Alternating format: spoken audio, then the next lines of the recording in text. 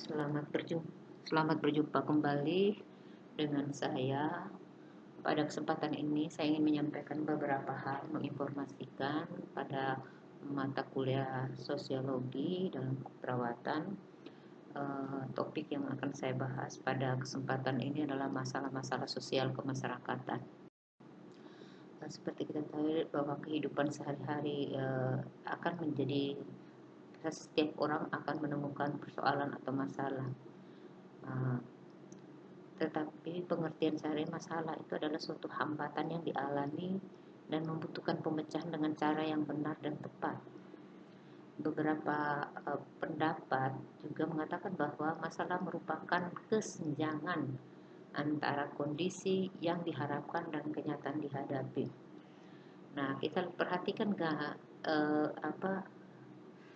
bagan sederhana ini, bahwa semua orang tanpa kecualian selalu berhadapan dengan masalah. Tetapi apakah suatu masalah yang dihadapi seseorang itu merupakan masalah sosial? Jawabannya tentu saja tidak semuanya. Nah, kita ini dalam yang menjadi masalah itu adalah kenyataan yang kita hadapi dengan kondisi yang kita harapkan itu ada kesenjangan. Nah, kesenjangan itu yang dinamakan dengan masalah. Kita masuk ke pengertian. Masalah sosial adalah suatu kondisi yang dinyatakan tidak sesuai dengan nilai-nilai yang dianut oleh sebagian masyarakat, yang sepakat bahwa suatu kegiatan bersama diperlukan untuk mengubah kondisi itu. Nah, sehingga disimpulkan bahwa masalah sosial merupakan gejala yang abnormal atau gejala yang tidak dikehendaki. Apa sih akar penyebab masalah sosial? Akar dari atau penyebab dari masalah sosial itu adalah terjadinya disorganisasi di dalam masyarakat, seperti terjadi keresahan dan pertentangan antara kelompok-kelompok dalam masyarakat. Lalu seperti baru-baru ini ada tawuran yang Tuapukan itu juga menimbulkan, meresahkan masyarakat. Adanya ketidakmampuan dalam berhadapan dengan inovasi, seperti ketidakmampuan dalam menguasai perkembangan ilmu dan teknologi. Masalah sosial akan menjadi patologis apabila tidak ada kesesuaian antara ukuran atau nilai-nilai dengan kenyataan atau tindakan sosial. Sumber sosial dari masalah sosial itu merupakan akibat dari suatu gejala sosial atau bukan yang menyebabkan masalah sosial. Yang ketiga, pihak-pihak yang menetapkan apakah suatu kepincangan merupakan gejala sosial atau tidak tergantung dari karakteristik masyarakatnya. Yang keempat, manifest social problem dan latent problem. Nah, untuk manifest sosial dan problem itu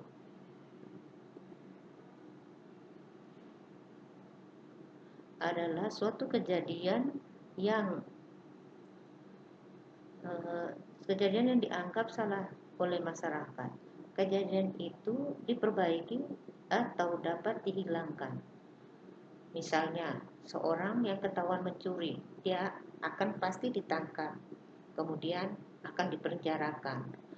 Nah, penjara itu diharapkan akan membuat orang tersebut, pencuri itu, mengubah kebiasaan dari yang mencuri menjadi tidak.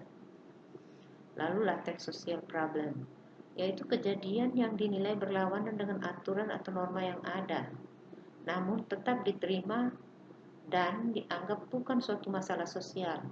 Contoh, seorang pengendara sepeda motor, dia dalam mengendarai, dia berhenti di lampu merah bukan pada garisnya tetapi lewat garisnya, tapi dia menganggap bahwa itu hal yang biasa, padahal itu dia melanggar aturan.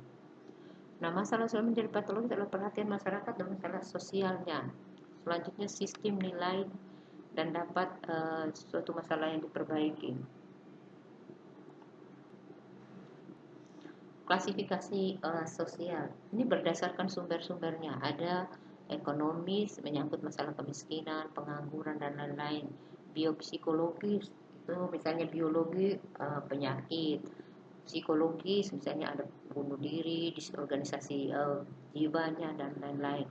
Di kebudayaan menyangkut perceraian, kejahatan, kenakalan, dan masalah-masalah agama. Nah, ciri-ciri masalah sosial. Masalah sosial itu bersifat, ada beberapa bersifat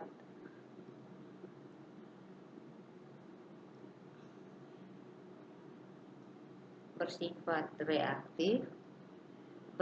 Masalah sosial itu berhubungan satu dengan yang lain.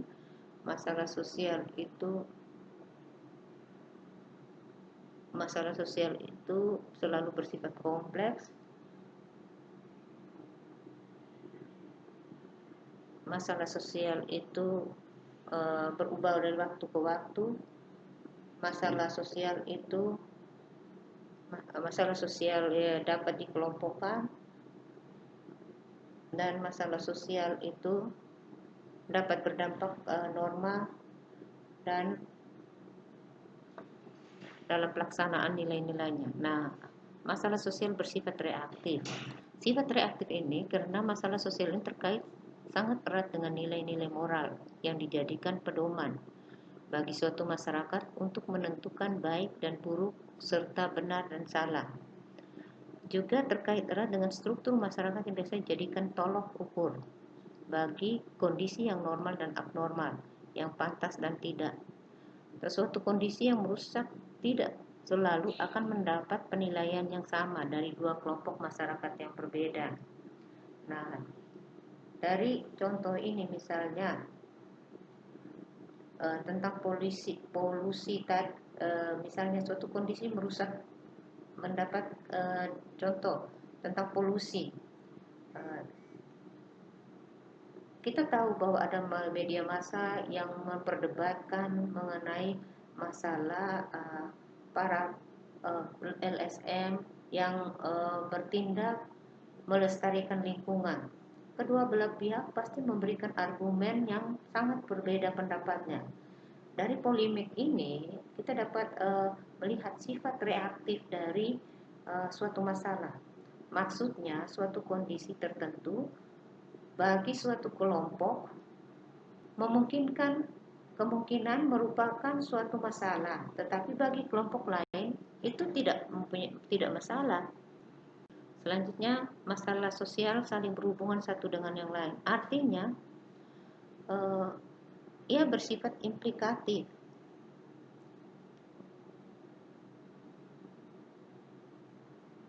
Dan tidak berdiri sendiri.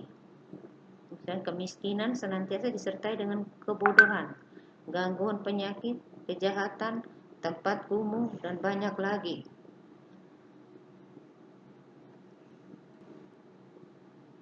Dan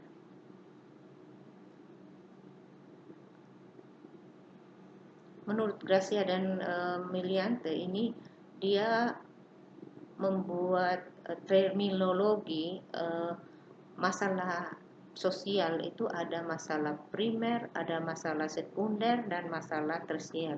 Nah, dilihat dari kemiskinan, masalah sekunder yang akan muncul adalah kumuh, pelarian, kurang gizi. Tersiernya adalah kenakalan, adiksi, ketergantungan, penyakit, gangguan mental, apatis. Nah, kalau dilihat dari rasisme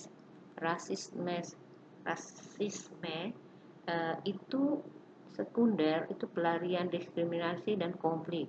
Secara tersier itu dari pelarian dia bisa keterasingan, sedangkan diskriminasi itu bisa dilihat tengah pengangguran dan pencurian. Konflik itu tersiernya ketakutan dan kejahatan.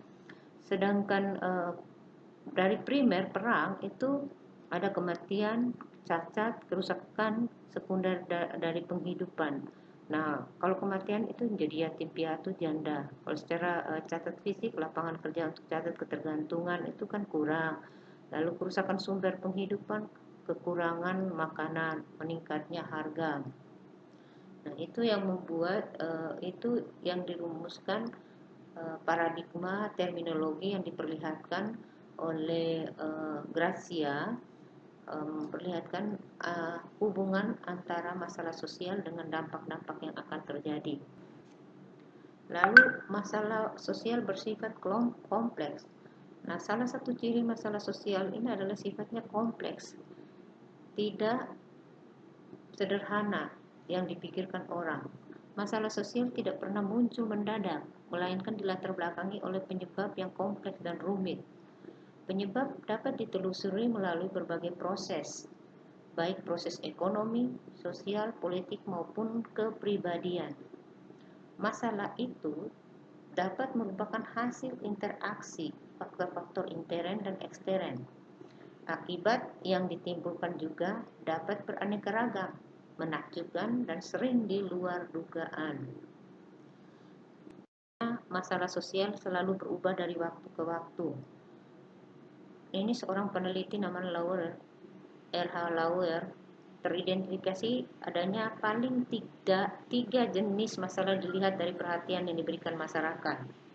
Ada masalah yang muncul terus-menerus dirasakan mengancam. Ada masalah yang muncul secara periodik dan secara teratur dan akan hilang.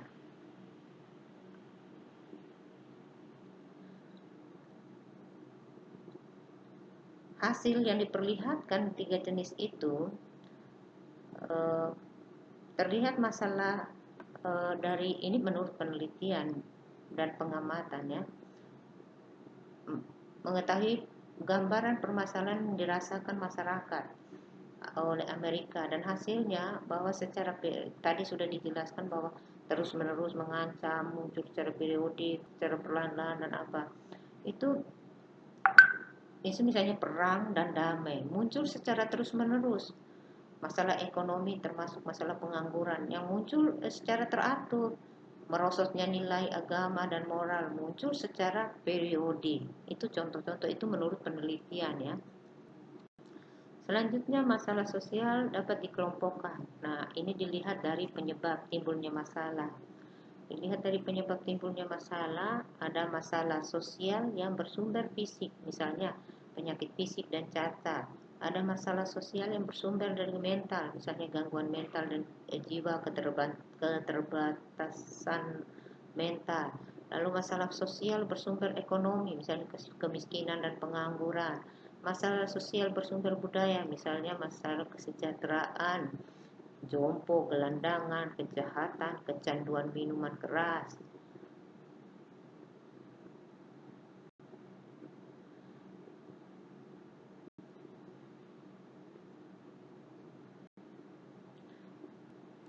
Nah, dilihat dari sifat masalah, menurut Stark itu ada perilaku yang menyimpang, ada masalah konflik dan kesenjangan, dan perkembangan. Nah, ini contohnya. Dia sudah membagi dalam 3, ini menurut Stark ya. Selanjutnya menurut Poland itu ada masalah kondisi sosial dan kebijakan sosial, misalnya kerusakan lingkungan, krisis energi, kependudukan dan pangan, kesenjangan, ras dan gender, serta urbanisasi. Yang kedua, lingkaran kehidupan, misalnya perubahan dan masalah-masalahnya, perubahan keluarga, pendidikan, dan jompo. Lalu pelanggaran atas norma-norma sosial, misalnya kejahatan dan kenakalan, kecanduan alkohol, narkoba, obat-obatan, misalnya gangguan mental, penyimpangan seksual.